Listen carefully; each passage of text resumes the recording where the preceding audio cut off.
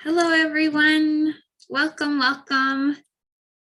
We're just gonna take maybe 30 more seconds or so to see if a few more people join.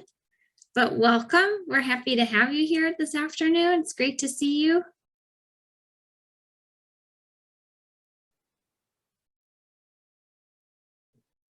Great. Well, wonderful. I want to start out by saying welcome. A very warm Franciscan welcome to each of you to our second issue briefing and exchange here at Franciscan Action Network. Something that we've been trying to do more recently is have opportunities to get a little bit more in touch with some of these many issues in our society and culture, and also hear more from the FAN staff and partners who are involved in these issues day to day. My name is Nora Pfeiffer, and I'm the director of Franciscan Justice Circles here at Franciscan Action Network. We are so grateful that you're here with us, and we welcome you. Even though we're connecting from different parts of the country, we connect on native lands. So we acknowledge the traditional custodians of the land that we are each on today.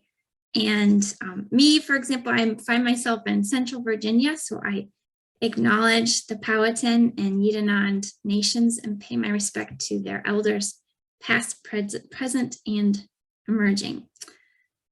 I am going to hand over the talking stick, so to speak, to our executive director, Michelle Dunn, who will lead us in an opening prayer. Welcome, everyone. Let us pray. God of love and compassion, may we always recognize your spirit in the refugee family seeking safety from violence, in the migrant worker bringing food to our tables, in the asylum seekers seeking justice for their families, in the unaccompanied child traveling in a dangerous world. Give us hearts that break open whenever our brothers and sisters turn to us. Give us ears that no longer turn deaf to their voices in times of need. Give us eyes to recognize a moment for grace instead of a threat. Give us voices that do not remain silent, but which decide instead to advocate prophetically. Give us hands that reach out in welcome, but also in work for a world of justice until all homelands are safe and secure. We pray these things in the name of your Son, Jesus, who was himself born into the troubled life of a refugee. Amen. Thank you so much, Michelle. We are here today to have a discussion and get a little bit more information on how U.S. immigration policies impact real people. And we know that there's so many issues involved there, so we're gonna start with just a few. And to begin that, I would love to introduce my coworker and someone I admire very much, Sister Marie Lucey. Thank you, Nora. And I also thank you who are joining for your interest in this important topic, how U.S. immigration policies impact real people. Before I introduce our presenter, Giovana Oaxaca, I want to remind us why we, as members of FAN, place a high priority on addressing immigration issues. Because engagement in action is so important, I can sometimes fail to remember why we do what we do. Perhaps this is true for you also. So I remind myself and you that FAN's core mission is to be a collective Franciscan voice seeking to transform U.S. public policy related to peacemaking, care for creation, poverty, and human rights. This is an ambitious mission grounded in the gospel of Jesus Christ, Catholic social teachings which resonate with others who are not Catholic, and in 8 Franciscan values guiding FAN. These values include the dignity of the human person, love and respect for people who are poor and vulnerable, emphasis on the right relationship of justice, and the call to be agents of change. From its beginnings, FAN gave a high priority to seeking justice for our immigrant sisters and brothers in a society which was not always very welcoming, and government policies were often anti-immigrant. Today, in 2022, other important concerns drive the news, and there is little attention paid to our immigrant sisters and brothers by the administration, the Congress, and the public at large. In collaboration with Justice for Immigrants campaign of the U.S. Catholic Bishops' Conference, the Interfaith Immigration Coalition, and other immigrant rights organizations, we must not allow migration to get lost in the shadows. Immigration issues are multiple and complicated, so we can't address all dimensions in this webinar. Because there is no pending legislation, we decided to focus on two current critical administrative policies: Migration Protection Protocols, MPP, sometimes referred to as Remain in Mexico, and Title 42. We invited our friend Giovana Oaxaca to help us to clarify these policies and their impact on real people. We first met Gio when she was serving as an intern with Network, the Catholic advocacy organization. It was evident then that this young DACA recipient displayed qualities of leadership. Today, Gio serves as Program Director for Migration Policy with the Evangelical Lutheran Church of America, and she provides leadership on two committees of the IIC, the Interfaith Immigration Coalition. We are very grateful to Gio for spending time with us in this issue briefing. So Gio, please tell us a little bit about your own migration journey and then share information about MPP and Title 42. Good afternoon, everyone. Bienvenidos a todas y todas. Again, my name is Giovana Oaxaca. I'm the Program Director for Migration Policy with the Evangelical Lutheran Church in America. I'm also part of the permanent team of the ELCA's migration strategy, also known as Amparo. And I'll be sharing more information about ways that you can learn more about Amparo at the end of this presentation. I am really thankful for the invitation to join you during your issue briefing today. I'm especially honored because I consider Sister Marie and Sister Maria good friends and colleagues through the Interfaith Immigration Coalition, a space that is actively working for migrant justice. As people of conscience, our faith traditions compel us to welcome one another with love and compassion, regardless of place of birth, religion, or ethnicity. All of us are called to love our neighbor, all our neighbors. In this vein, and as we contend with growing global displacement, due to things like climate change, conflict, and violence, we must look outward and inward. I often reflect on Pope Francis's words and invitation for us to regard today's migration movements as an opportunity for us to overcome our fears and let ourselves be enriched by our diversity, by the diversity of each other's gifts. Then, if we so desire, we can transform borders into privileged places of encounter. Maybe I find that extra special because I myself am Catholic, and those words resonate deeply with me. For me, the work of migrant justice is foundational to who I am and how I identify in the swirling tapestry of the United States. In a way, my identity is the closest thing I have to a fixture in the constantly ever-changing social and political landscape. No matter the struggle, I can always remember my roots as a first-generation immigrant, the daughter of two undocumented immigrants. And I can always remember and be empowered to advocate for justice and to dismantle oppressive systems of power and to end discrimination and racism. I am actually currently a DACA recipient. This year marks the 9th year that I have had DACA status. It's transformed everything in my life by opening doors to new opportunities and helping me realize goals I never would have imagined possible.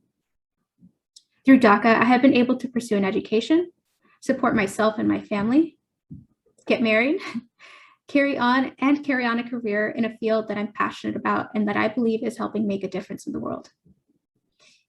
Now, I also consider myself very privileged to have DACA. I realize that there are hundreds of young adults out there who are not currently able to get DACA because of all the legal challenges that have arose over the past couple of years.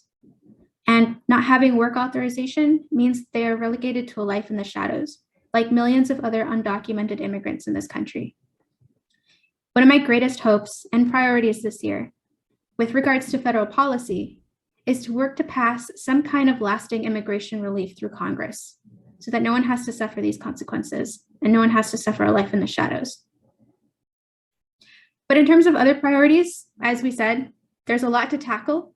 That's just part of my personal story and why I feel motivated to act today. But there are a plethora of other issues. One of the other priorities that I'm concerned about, both as program director for the ELCA, on migration, and within these IIC working groups, is addressing situations like MPP and Title 42. What this translates to is a pretty prominent role in analyzing these complex situations, raising awareness about their effects on migrants, and equipping advocates such as yourself to take action with policymakers. Starting with MPP and Title 42, I thought we should do a little bit of work to break them down. Many of you may be already familiar with Migrant Protection Protocols, but it's also an emerging issue in the sense that we thought they were gone and they're back again. On January 2021, the same day that President Biden took office, DHS suspended all new enrollments in Migrant Protection Protocols or Remain in Mexico. This would prevent any new people from being sent back to Mexico. Beginning in February 2021, the Biden administration began formally winding down MPP, although a subsequent lawsuit compelled the government to restart the program. Now, the Biden administration plans to implement the program at 7 ports of entry. These include San Diego and Calexico, California, Nogales, Arizona, and El Paso, Eagle Pass, Laredo, and Brownsville, Texas. Under this new version of MPP, sometimes referred to as Remain in Mexico or MPP 2.0, CBP can apply this program and enroll nationals from all across the Western Hemisphere, including people from Jamaica and Haiti. The return of Remain in Mexico tracks with similar insufficient actions by the Biden administration to reinstate vital protections that were rolled back during the Trump administration. And these include not providing enough due process or access to counsel and access to the border and humanitarian reception. And unfortunately, this often impacts the most vulnerable among us, like migrant children, families, pregnant women, and LGBTQIA+ persons. The Biden administration promised to re-implement MPP in a way that would be more humane or tolerable. But the truth is, there is no safe, humane, or lawful way to implement MPP. MPP puts migrants in unnecessary danger while doing very little to ensure that the rights of migrants are being upheld. As of January 18, CBP had enrolled 267 individuals, all of whom were single adults. The majority were from Nicaragua, followed from those from Venezuela, Cuba, Colombia, and Ecuador. Human Rights First, a prominent human rights organization, tracked at least 1,544 publicly reported cases of violent attacks against people returned to Mexico under the program in the first years it was implemented. In one situation, a 12-year-old Salvadoran girl was nearly abducted from her mother in Monterrey after they were sent back by DHS to Nuevo Laredo using MPP. They were dumped by Mexican authorities in Monterrey. Armed men chased the family and grabbed the girl, but her mother managed to wrestle her back and escape.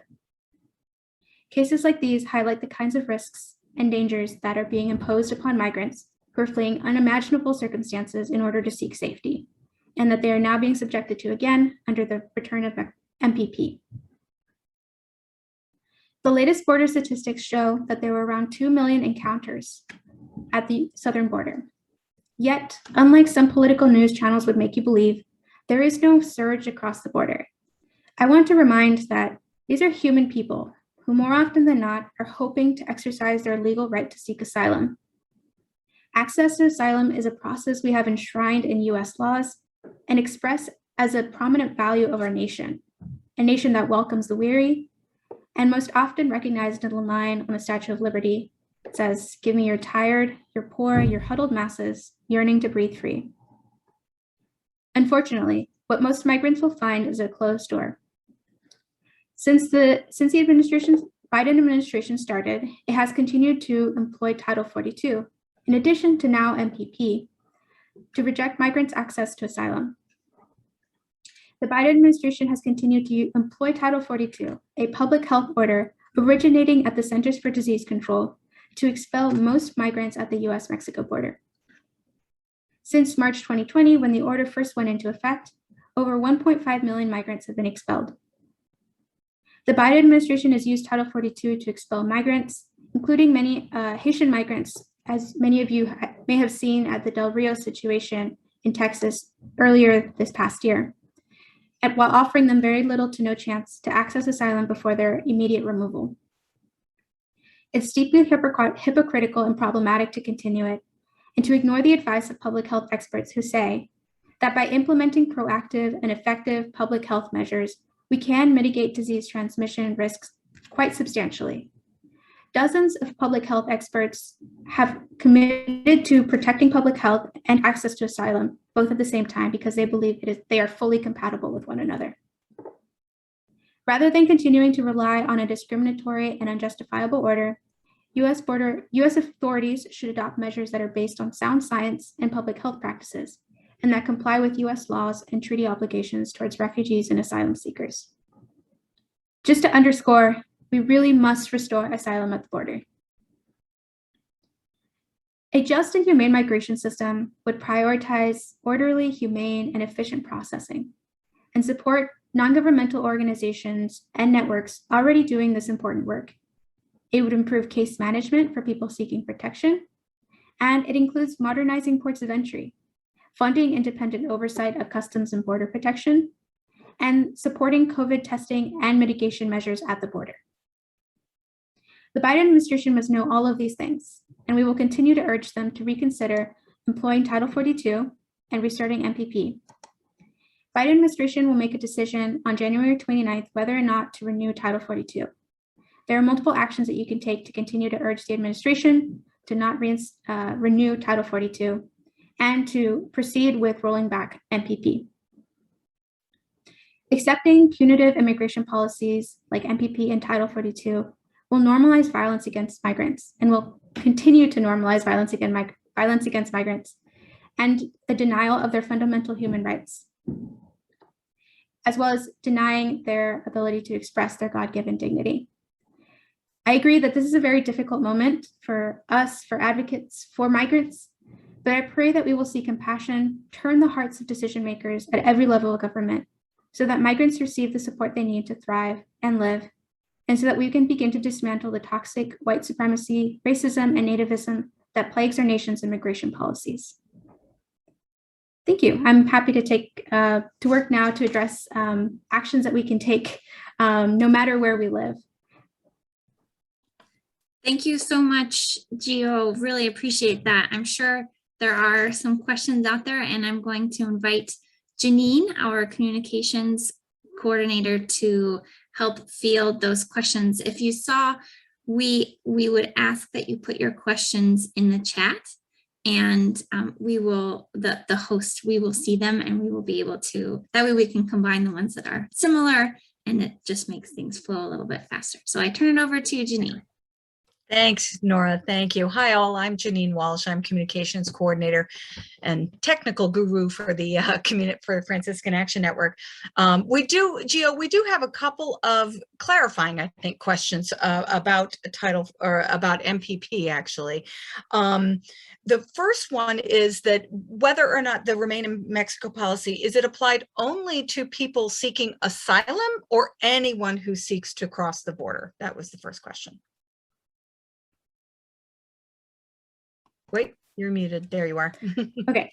Yeah, so there were thousands of border crossings per day. Of course, people going in for leisure, for recreational purposes, because they have family. Travel across the border is actually quite common. And now that the borders have been opened for non-essential travel for vaccinated travelers, this means that if you have family in Texas or Mexico and you travel there frequently, you can still do that. Although during the pandemic that may have been impacted. The problem is where it concerns migrants who are seeking asylum. So specifically, MPP seeks to return people to Mexico to reside or live in border shelters until they can continue processing their immigration case. And what that means is that they're required to wait until they have an immigration court hearing, go back and forth, and once they have received further approval, they can continue into the United States. But that means oftentimes a very lengthy wait period in Mexico. And I named a couple of the nationalities of people that have recently been enrolled in this version of MPP 2.0. Gotcha. You mentioned 2.0. That actually rolls us into another question. Is it fair to call these policies now Biden policies because it appears the Biden administration is continuing the Trump administration policies, or would you call that fair? Yeah, absolutely. They are policies being enabled and implemented by this current administration. They have a legacy in the Trump administration, but they are not being continued by Biden. Gotcha. And then now the final, another question. Why do we think that the Biden administration has revived MPP? Is it a fear of political consequences or inability of immigration bureaucracy to handle the number of migrants? What could be some of the causes? Yeah, so there was a lawsuit. Several states sued the Biden administration, several US states sued the Biden administration for not implementing MPP. They had already taken steps to roll it back, and we were actually quite excited to see those changes rolled back. Unfortunately, that kind of forced the hand of the administration, and they could have issued a new directive, new memo to stop the re-implementation of MPP, but they didn't do that. And on top of that, they further expanded the categories of people who would be subjected to MPP, which in combination with Title 42 means that, there are hundreds of people being enrolled through MPP, and there are hundreds more being expelled back under Title 42. Gotcha. Okay. And actually, you mentioned Title 42. We had a question about that. Are there what public health and/or medical organizations have spoken out against Title 42? Do you know of any? I do, in fact. The Columbia School of Public Health, I'm going to quickly pull up their name, but they have been very outspoken about this situation. The Columbia University Mailman School of Public Health Forced Migration and Health program has been very outspoken about this whole situation from the beginning, because they're very familiar with public health protocols and understand that implementing measures to mitigate spread, not doing congregate settings, choosing to not put people in CBP facilities, for example, providing PPE, providing vaccines and testing. All of those are measures that can prevent spread. And yeah, they've been very outspoken about this. Right. Excellent. Yeah. There was a question. I don't know if you have this data, but do we have any data on, or does anyone gather it, how long the average wait is for people that have to remain in Mexico due to the MPP? That's a very good question. I don't have the data about MPP 2.0, so I can't say, but it's a very lengthy period of time for anyone who, remember, is afraid of the situations that they were fleeing. Right. Right, which typically is the reason why they're pushed toward the border in the first place, right? This was a question actually from the back of my own mind. I just saw today a video that was put together by the Immigrant Legal Resource Center that outlines some very state-specific legislation that is being passed in Texas specifically. I realize this may very well be a broader discussion, but if MPP and Title 42 were managed to be discontinued or rolled back, whatever you want to call it, how does that affect state level legislation, and positively or negatively?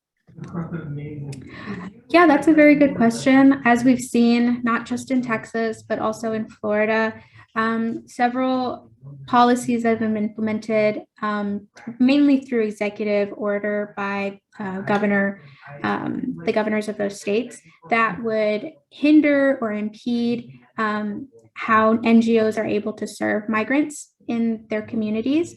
There have also been situations like in Florida where unaccompanied minor shelter facilities aren't able to renew their licenses or have that process impeded by the state.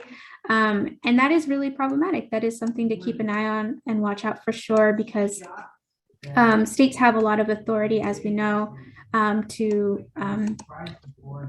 drive legislation, drive policies, but we also do have a federal government, and we can always intercede to and advocate to both the federal government and our state and local governments. Absolutely. Oh, we just had another one come in. Have there been any significant changes in staffing of government employees dealing with migrants so far under the Biden administration? I'm checking that my colleague isn't in this, because I just emailed him about this. Yes, there have been some interesting changes at staffing levels. Two high-level immigration staff for Biden just recently left the administration. They were more responsible in spearheading the administration's efforts in like a regional and cooperative migration strategy with Central America and Mexico. They were also, drivers of that kind of process. So there is an open question about who will fill that in now that they're absent, and how the policy agenda of the Biden administration may change. We hope that he will uphold his earlier promises to enact humane immigration policies, and just hope he has the right staff to do it. Exactly. Okay, the background noise actually I think is coming from Gio. I apologize. That's okay. Well, one final question just came in. What is happening under the Biden administration regarding addressing root causes of migration, specifically in the Central American region and the Caribbean? Do you know of any? Yeah, I just mentioned one initiative. This is part of a regional cooperative migration strategy. The administration did a report on root causes, which is available, that kind of discuss some of the climate impacts on migration. It discusses food insecurity and violence in the region, and efforts that the administration is taking to dialogue with these governments in order to provide sustainable livelihoods in those countries, so that, we all believe that people should have the right to migrate, as well as the right not to have to migrate, in order to live a life of dignity and thrive in their own countries. Absolutely. And actually in our work, where I know for a fact that climate tends to drive a lot of the food production. It becomes scarce, and livestock and things like that. I know that that's something that we've touched on in our work at Franciscan Action Network as well. This questions have slowed in the chat box, but I wonder if we were to open up an invitation for all of you attending. If there's anything that you are doing on immigration policies in your particular community, any advocacy that you all are taking, any interesting tidbits that you'd like to share with us, again, we invite you to write those in the chat. We're happy to vocalize them for you. And at this point, I think am I turning it back to Nora, I believe, to kind of gather us back together? Yeah, and I'd also like, thank you, Ju. I'd also like to invite Sister Marie if you have anything to add. I know that you are also involved in this work on a daily basis. So if there's anything you would like to add to what Gio said, or also address any of the questions that came up, or things you think might be helpful for those of us who are on the call today. I certainly don't have anything to add what Gio said. I mean, I follow her lead on a couple of IIC committees in which I serve, like the Citizenship Committee and the Detention and Asylum Committee. So I have no additional wisdom to impart. But regarding actions, Gio, are you going to put something in the chat, or do you want to articulate some actions that people might be able to take? Yes, thank you for that cue. A reminder for me to tell you a little bit about the Evangelical Lutheran Church in America's Amparo strategy. We work across Central America, Mexico, now even South America, to address the causes for people's forced displacement. And you can learn more about our work. I'll put it into the chat, but it's through one of the ways that we're accompanying migrants with protection, advocacy, representation, and opportunities. Secondly, today is actually the deadline to sign a letter concerning deportations and expulsions to Haiti. If you're interested in signing, I'll put the link in the chat for that as well. But it's a good time to advocate to President Biden, Department of Homeland Security's officials, and others about the rapid expulsions to Haiti amidst the ongoing humanitarian issues present there, and indeed even the anniversary of Haiti's devastating earthquake. Secondly, I also invite you to submit a public comment to end family separation. Family separation is something that really came to a head during the Trump administration's implementation of zero tolerance at the border. That forced many families to separate. There is still an ongoing process now to reunify them through the Biden administration's interagency task force on family separation. They're working to bring those families back together. But as part of that process, the Department of Homeland Security is seeking comments from the community about ways to help promote family reunification and end family separation. The deadline to submit a comment is tonight, 11:59 p.m. Eastern. And if you'd like to submit a comment, there is a kind of click to comment campaign through various organizations that is very easy to use if you just want to make sure you write about perhaps why family separation is important to rectify. Second to last thing for me is just to raise awareness about the Haitian Bridge Alliance lawsuit against the Biden administration. As we saw the deplorable expulsion of Haitian migrants in Del Rio, Texas. The Haitian Bridge Alliance organization are challenging the discriminatory treatment that Haitian migrants received there. So if you'd like to amplify or raise awareness about that, you can do so through the social media toolkit I included in the chat. And then one of our other IIC partners is Church World Service, who do an excellent job of always keeping us up to date about action alerts and information. One of the action alerts they released just before UN Migrant Day, which is December 18th, was this action alert about telling Biden and Congress to halt the inhumane expulsion and anti-asylum policies at the border. So this is just yet another way to take action. Thank you.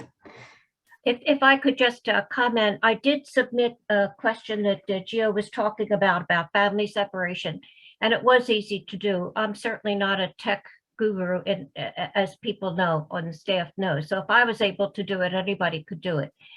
It also struck me that usually we think of family separation of, a mother or a family coming to the border and their child is taken and, that's it.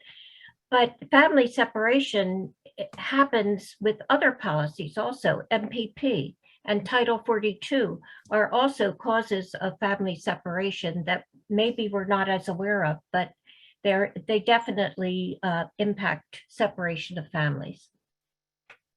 Indeed, indeed. Thanks, Ms. Sister Marie. And actually, as we've been chatting, a couple of other little questions and comments have come in. Gio, I don't know if you can have any more discussion about the effect of climate change on migrants. Was there any more that you could add to what we were saying before? Yeah, I'd be happy to give more context for that. So I'll just give you a real concrete example. So there's this part of Central America considered, and the Northern Triangle considered, the dry corridor. And as climate change rages on, it's becoming harder and harder for families to provide for themselves. What this means is that usually they're required to relocate internally to find other opportunities in their country. But they're, in the absence of opportunities there, they usually relocate elsewhere, becoming international migrants, moving to neighboring countries to seek opportunities there, or even going up as far north as the southern border with Mexico and the United States. Now, there is no internationally recognized term for climate refugee. It's usually, the term is referred to as climate displaced person, because we have been slow to respond to the needs of displaced people due to climate change. And definitely more needs to be done to recognize the acute vulnerability of those individuals and provide protection for them, and durable solutions as well as to continue to try to mitigate climate change through other initiatives. Absolutely. Absolutely. Thanks so much for that, Gio. And actually, we just wanted to raise up Ian Bowden is a Lutheran Franciscan who is attending our event today. And he is in the Order of Lutheran Franciscans and a member of ELCA. So he would love to hear about more how we can work together. So yes, it's great to have everyone here. And I wanted to also bring up all of these links that Gio has put in our chat today. I will be following up with an email right after our event here, and I will include all of these links that Gio has put in there. All right. Was there anything else? I've got no more questions coming through the chat. So, Janine, just maybe one other observation about what Gio was sharing. The Haitian Bridge Alliance. yes. I think all of us are aware that we have so much to do to address racism in this country. And I think all of us are saying, what more can we do to address racism? And the deportations to Haiti have just been horrendous. I mean, just really tragic. And I'm sure other people on this call have visited Haiti. I did, but it was a number of years ago. We know something about the poverty in Haiti. We know something about the earthquake and, the terrible situation that exists in Haiti. And yet this administration has been deporting thousands of Haitians, back into this situation. So the information about the Haitian Bridge Alliance, I think, is very important for us to take notice of. So thanks for sharing that, Gio. Thank you all. Thank you, Sister Marie. Thank you, Gio, for being here. Were there any final questions or best practices too, if anyone has been involved in some type of action or getting people together for immigration advocacy in your community, we'd love, this is a great place to share that as well. Any coming in, Janine?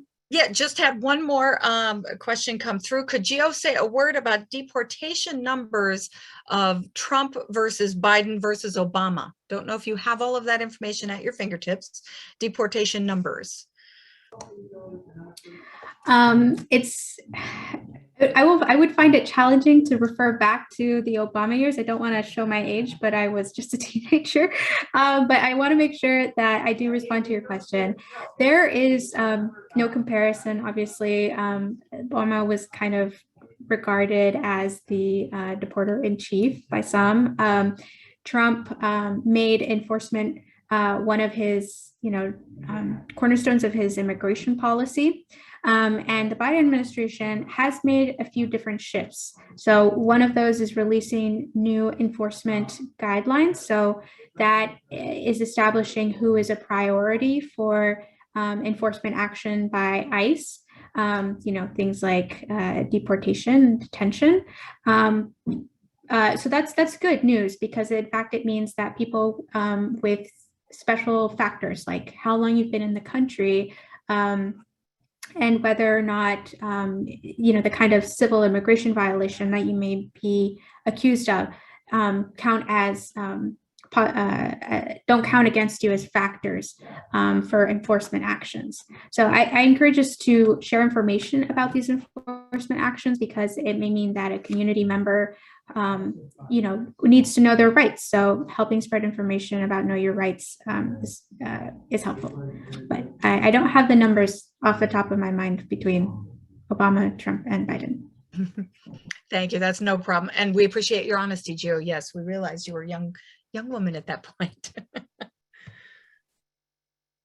Well, I just want to thank you all and say, kind of like to summarize, I know there were a bunch of different actions, but to summarize the things that we can do, we who are spread out throughout the country, to address at least these two issues that are, as you said at the beginning, more administrative. They're not in Congress. It's really, it could change if the administration wanted to. Would be, there's a sign-on letter today, that today's the closing date, right? And then there's also the, we can contact the administration directly on both Title 42 and MPP, and there are some actions like a package where it's easy for us to do that, where they give you suggested language if you'd like. Am I missing anything? Just the family separation public comment, that click to comment campaign ends this tonight. So if you just want to make sure you submit a comment, I believe they were at 14,000 community comments, that specific campaign. And the reason this is kind of important is because there was a flood of really negative, kind of vitriolic comments from anti-immigrant folks. So yeah, let's turn the tide. Thank you so much. I think there's one more question to get in before we go to our closing prayer. Yes, there sure is. I'm sorry. Any updates on the situation in I don't know if I'm reading this right, but a detention, spikes of Omicron. No people in detention have people in detention has increased. How to address health and safety situation in ICE detention. I don't know if you have any updates on that, Gio. Yeah, this relates to the previous question about detentions under the Biden administration. But just at the start of the Biden administration, there was something like maybe 12,000 people in detention. We know that ICE has the capacity to detain something like 35,000 people more. And this historic low came because of community activism to release individuals who pose no security threat, safety threat to their communities, where they could quarantine and not be a danger in these very tight quarters in detention facilities. There are also currently no families in detention. I forgot to mention that small fact, but it's a pretty big deal. That's substantially different from previous years and administrations. But what this means is that with the return of Omicron, all the more reason to urge reconsideration of holding people in really tight quarters like that. Very good. Thanks so much, Gio. Thank you. So we're going to send Janine's going to help us send a follow-up email with all of these typed out, so it'll be much easier for you all to participate in these actions. And we thank you in advance, because as we just heard, really big things have happened because those of us who are in civil society in the grassroots, we speak up. So even though it may seem like, oh, I'm just one person in billions, together we can make a difference. So thank you for bringing that up, and we cannot give up. Our call as children of God asks us to keep looking out for each other as we belong to one another. I now invite our colleague, Sister Louise, to lead us in a closing prayer. Thank you, Nora. Let us take all that we've heard and turn our hearts to prayer. Welcoming God, look with favor on those in our world who are most vulnerable, especially our sisters and brothers who seek refuge and asylum. Your own earthly family, Jesus, Mary, and Joseph, fled to Egypt to escape violence in their homeland. They were a vulnerable family in a strange land, searching for shelter and sustenance. And their cry still echoes throughout the ages, "Who will welcome us?" Help us to welcome those who seek to cross our borders to safety. Give us hearts of compassion for just immigration laws that respect the dignity of all migrants.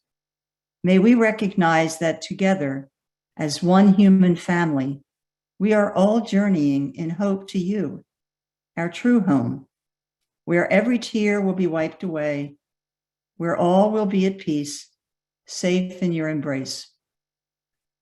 Loving God, no one is a stranger to you, and no one is ever far from your compassion and care.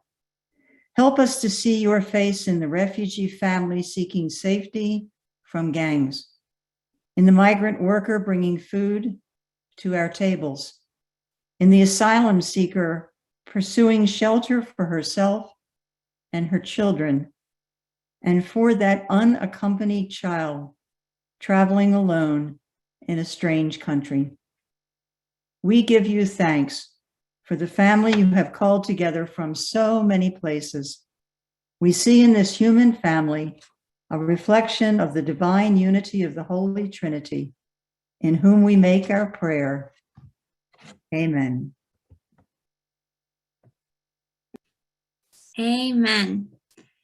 We thank all of you for being here. We thank Giovana Oaxaca for being our friend and guest today, and Sister Marie Lucey, and really all of you, because we're a network, right? We need each other, we depend on each other, and we're so grateful for all of you and what you're doing. We hope that you'll continue to get in touch with us if you have ideas, suggestions, or would like some support.